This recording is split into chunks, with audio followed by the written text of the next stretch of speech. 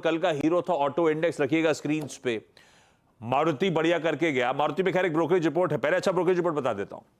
Morgan Stanley overweight का call लेकर आया है 14,105 के लक्ष्य के साथ।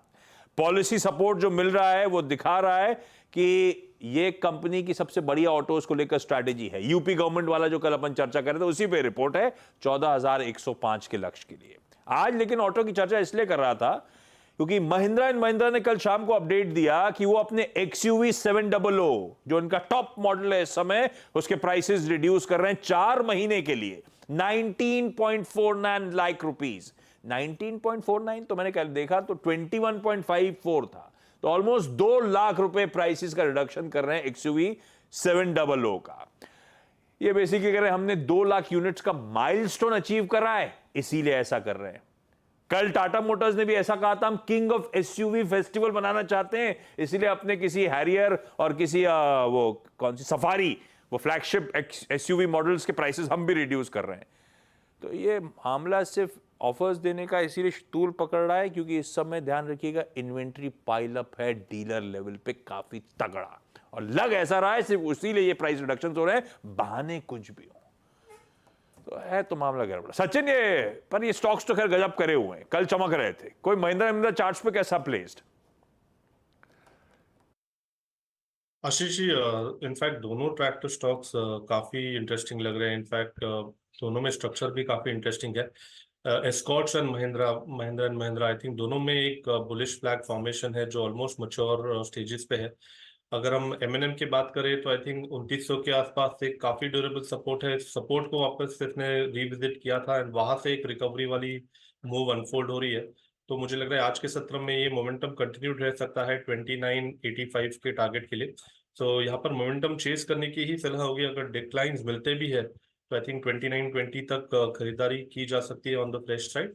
स्टॉप लॉस आपको लगभग अराउंड 2885 पे लगाना है। ओके, ये है महिंद्रा महिंद्रा पे call. Buy on dips strategy continue करेंगे भाई M&M में। मारुति तो गजब मूव कर ही रहा है। आज देखते हैं इनिशियल रिएक्शंस कैसे आ रहे हैं, उसके बाद मारुति पे फिर से रिविजिट करेंगे, एक्सपर्ट से चर्चा करेंगे। कुछ रिजल्ट्स और साथ में क्वार्टरली अपडेट्स है। पहले रिजल्ट पे जा रहा हूं। डेल्टा कॉर्प, गाबा सर आप चार्ट खोलना। नंबर्स खासे कमजोर हैं। Q1 के नंबर्स आए जून क्वार्टर के, साल दर साल आय 30% गिरी, इबिटा 68% गिरा, 37% मार्जिन गिर के 17% पे आ गए। 2000 बेसिस पॉइंट मार्जिन कॉन्ट्रैक्ट हो गया और मुनाफा इसीलिए 68 करोड़ रुपीस वाला 21-22 करोड़ रुपए पे आके खड़ा हुआ है। गाबा साहब, नंबर्स डिसअपॉइंटिंग, पर ये अपने मस्त चाल में रहता है। डेल्टा कॉर्प लग कैसा रहा है चार्ट्स पे? देखिए, ऐसा है कि थोड़ा साइडवेज मूव में है, तो मुझे लगता है अगर नंबर्स खराब है तो पॉसिबल है कि लो लेवल देखने को मिल सकते हैं, लेकिन 135 के आसपास 130 ये एक जोन ऑफ सपोर्ट है। अगर वहां पर संभल जाता है तो वेरी गुड चांस यहां से एक अप मूव मिल सकता है। तो यस, आई थिंक थोड़ा डिप आने दीजिए, फिर देखेंगे, लेकिन स्ट्रेंथ मिलेगी 150 के ऊपर, तब उसके बाद खरीदना है, वरना इसको छोड़ देना है क्योंकि ये डिलीवरी का स्टॉक है। फ्यूचर्स में होता तो शायद शॉर्ट भी कर सकते थे, लेकिन छोड़ देना है उसको। छोड़ देंगे भाई, ट्रेड अवॉइड ही करा जाए। क्वार्टरली अपडेट्स में JSW स्टील, ठीक है, कंसोलिडेटेड क्रूड स्टील प्रोडक्शन साल दर साल 1% गिरा, कैपेसिटी यूटिलाइजेशंस खड़े हुए 87% पे Q1 में। मैराथन नेक्स्ट जेन रियल्टी का Q1 अपडेट आया, प्री सेल्स 45% साल दर साल और 21% Q on Q गिरी। प्री सेल्स की वैल्यू भी 46% साल दर साल और 10% Q on Q Giri. Collection में जरूर थोड़ा सा इजाफा है, पर उसमें उन्होंने ब्रेकअप दिया है। 272 करोड़ रुपए का कलेक्शन हुआ है, जिसमें 68 करोड़ रुपीस तो रजिस्टर्ड सेल्स हैं, 140 करोड़ रुपए जो उन्होंने मेंशन करी अनरजिस्टर्ड है, जिसमें मतलब इनको एडवांस मिला है, अभी बाकी पैसा और डील कंज्यूमेट हुई नहीं है। ये 2 अपडेट्स हैं, पर इसमें JSW steel decent important. Satpathy साहब, एक बार चार्ट देखोगे आप JSW स्टील का? हाँ जी आशीष जी, देखिए JSW स्टील का चार्ट देखें तो चार्ट में मुझे लगता है कंसोलिडेशन है। हालांकि पिछले 2 दिनों में थोड़ा हल्का हुआ है, लेकिन मुझे लगता है जब तक ये 900-920 के ऊपर मेंटेन करता है तब तक कोई दिक्कत वाली बात नहीं। ऑन द कॉन्ट्ररी मुझे लगता है ये 945-950, तो आप कह सकते हैं 925 on the lower side, 950 on the higher side, ये इसका ट्रेडिंग बैंड है। It needs to give breakout on either side. 950 अगर निकलता है तो फिर मुझे लगता है यहाँ पे शॉर्ट कवरिंग 1000 के ऊपर चली जाएगी, वेयर एज 925 अगर टूटता है फिर मुझे लगता है 900 तक का फॉल आएगा। बढ़िया, ओके, इंतजार कर रहा हूं।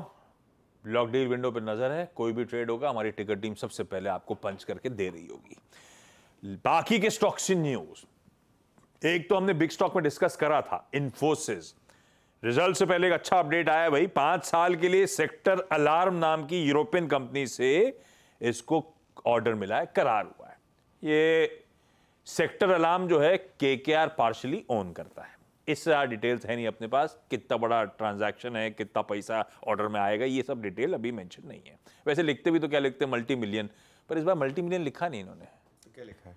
नहीं, इतना ही लिखा कि सेक्टर अलार्म से हमें ऑर्डर मिला है। हाँ, वो इस बार की कमेंट्री में आई थिंक सवाल पूछेंगे उनसे इस बारे में। ठीक है। तो ये कल वैसे इन्फोसिस थोड़ा सा टुवर्ड्स द एंड वीक हुआ था। कल एक्चुअली पूरा आईटी टुवर्ड्स द एंड थोड़ा वीक हुआ था। आई थिंक थोड़ा मार्केट को लग रहा है कि कहीं बहुत ज़्यादा रैली ऑलरेडी नहीं हो गई हो इस सेक्टर में नंबर से पहले। लेकिन ये एक फिर भी अच्छी न्यूज़ है कि एक ऑर्डर तो मिला है। पाइपलाइन ऑर्डर में प्रॉब्लम नहीं है कंपनियों की। ऑर्डर पिछली बार भी अगर आप ध्यान रखेंगे, डील पाइपलाइन स्ट्रांग थी।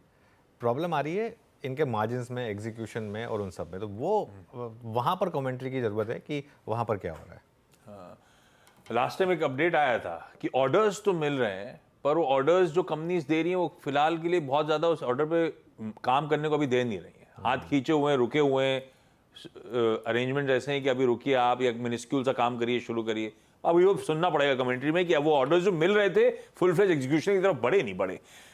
Adani ports and special economic zone कहता है भाई इनको लेटर ऑफ इंटेंट मिला है, मंजूरी मिली है, रिसीव करी है, बर्थ नंबर 13 दीनदयाल पोर्ट में डेवलप, ऑपरेट और मेंटेन करने के लिए 30 साल के कंसेशन पीरियड के लिए।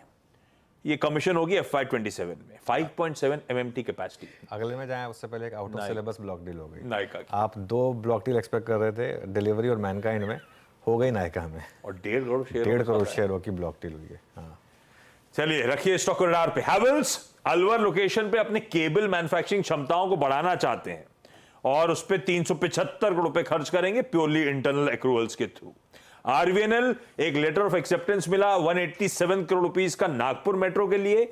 साउथ ईस्टर्न रेलवे के एक प्रोजेक्ट के लिए 202 करोड़ रुपए के लोएस्ट बिडर निकल के आए और तत्वीर मिडिल ईस्ट के साथ करार हुआ है इनकी एक्सपर्टीज मीना और यूरोपियन कंट्रीज में इस्तेमाल करने के लिए। सब खबरें अच्छी। KIMS Krishna institute of medical sciences, ये क्वींस NRI हॉस्पिटल विजाग जो 200 बेड्स का हॉस्पिटल है उसे एक्वायर करने जा रहे हैं। 100% स्टेक उसका एक्वायर करेंगे। BLS इंटरनेशनल टर्की की एक कंपनी में 100% स्टेक खरीदने जा रहे हैं जो कि 37 वीजा एप्लीकेशन सेंटर्स 15+ कंट्रीज में चलाती है और डिप्लोमेटिक मिशंस जर्मनी, इटली और चेक रिपब्लिक के सर्व करती है। GMDC इसे गुजरात इलेक्ट्रिसिटी रेगुलेटरी कमीशन से पावर परचेज एग्रीमेंट के अमेंडमेंट्स की मंजूरी मिली है। ये एक प्रोजेक्ट है आक्रीमोता थर्मल पावर प्लांट, उसमें one time provisional capital expenditure लेंगे 293 करोड़ रुपीस का, जो उस प्लांट को इनका कहना है रिवाइटलाइज करने में मदद करेगा। खबर अच्छी है। HG इंफ्रा ने एक करार करा है वाइब्रेंट सोलर एनर्जी लिमिटेड के साथ 465 करोड़ रुपए के आसपास का करार। डिटेल स्क्रीन पर आ जाएंगी। KDDL कल बायबैक रिलेटेड बोर्ड मीट थी, मंजूरी आ गई है। 2.37 लाख शेयर्स यानी कि ऑलमोस्ट क्या 1.9% इक्विटी बायबैक होगी। 3,700 रुपए पर शेयर, 88 करोड़ रुपए खर्च करेंगे। टेंडर रूट के थ्रू है। ONGC कह रहा है हम 2 लाख करोड़ रुपए खर्च करेंगे नेट जीरो एमिशन टारगेट्स के लिए और इन्होंने अपने डीकार्बोनाइजेशन का रोड मैप सामने रखा है 2038 तक का। बंधन बैंक, घोष बाबू का कल लास्ट डे था। आज से रतन कुमार केश साहब बतौर इंटरिम MD और CEO 3 मंथ के लिए कार्यभार संभालेंगे। ये हो गए आज के सारे स्टॉक्स न्यूज। एक लास्ट ट्रेड है विजया डायग्नोस्टिक्स में, कल लास्ट ट्रेड हुआ था। तो महवार कमर्शियल इन्वेस्टमेंट्स LLC ने 22,50,000 शेयर्स कल बेच दिए, पर यह स्टॉक चढ़ा हुआ है क्योंकि इसमें कोटक महिंद्रा म्यूचुअल फंड ने अलग अलग स्कीम्स में 18 लाख शेयर्स इस कंपनी के खरीद डाले। आज के लिए कुछ और इंपॉर्टेंट चीजें दे देता हूं आपको। नतीजे आने हैं। कल अपन गाबा सर से चर्चा भी कर रहे थे, अगर आपने कमाई का अड्डा देखा होगा। टाटा एलेक्सी कंसोलिडेट कर रहा है। गाबा सर कह रहे थे अभी तो ठंडा पड़ा हुआ है। Tata Elxsi, KCP sugar, JTL industries और केसोराम इंडस्ट्रीज, ये कुछ थोड़े बहुत जाने में नाम थे इसलिए रख दिए, अदरवाइज लिस्ट थोड़ी सी और लंबी है। बजाज हेल्थकेयर की आज बोर्ड मीट है। शेयर इश्यूएंस के थ्रू फंड रेजिंग पे विचार करेंगे। बैती साहब ने पावर ग्रिड पे दाव लगाया था, पावर ग्रिड की आज बोर्ड मीट है। FY25 की बोरोइंग लिमिट्स इनहैंस करने के साथ साथ FY26 के फंड रेजिंग पर इस कंपनी का बोर्ड विचार करेगा। एक्स डिविडेंड्स होने उसमें एक इंपॉर्टेंट एम्फोसिस है, 55 रुपए का एडजस्टमेंट होगा, बाकी स्क्रीन पर डिटेल आ जाएंगी। और पीजी इलेक्ट्रोप्लास्ट, इसका भाव बदला बदला सा अगर आपको नजर आए तो ज्यादा सोचिएगा नहीं, एक्स डेट है। स्टॉक स्प्लिट 10 रुपए की फेस वैल्यू कल तक वाला आज 1 रुपए पे हो गया है, तो गणित कहता है इसे 10 से डिवाइड कर दो, इस भाव के साथ आज ये कामकाज की शुरुआत करेगा। ये सारे स्टॉक्स हो गए अपने रडार पे। अच्छा, इस बीच एक काम करता हूं, मैं लिस्टिंग्स पे जाऊंगा आज की, मेंशन कर दूंगा, उससे पहले बजट बोनांजा में चला जाए। डॉक्टर साहब कुछ स्टिंग विंग तो प्ले आउट करिएगा। बेसिकली बजट बोनांजा का आइडिया ये है कि